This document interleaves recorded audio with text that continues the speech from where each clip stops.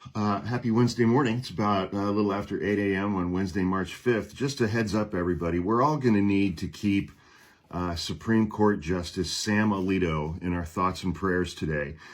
Sam Alito, who authored the Dobbs decision overturning Roe versus Wade by going back to witch trials jurisprudence. Sam Alito is very sad today. He's actually stunned.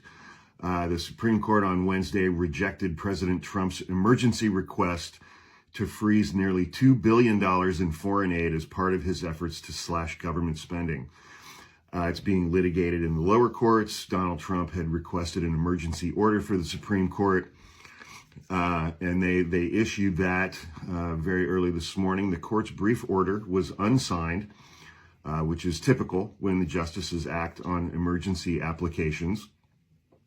It said only that the trial judge, who had ordered the government to resume payments, quote, should clarify what obligations the government must fulfill, close quote.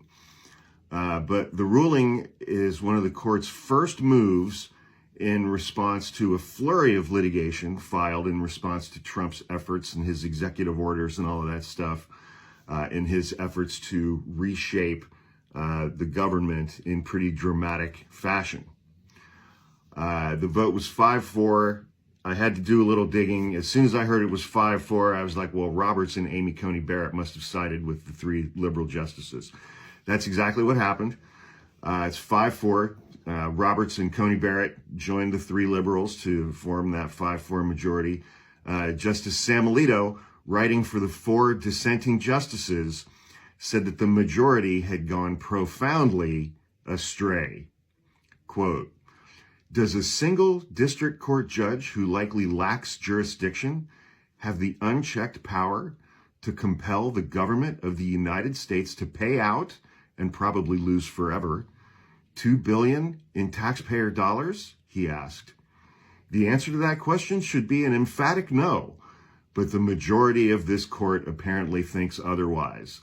I am stunned.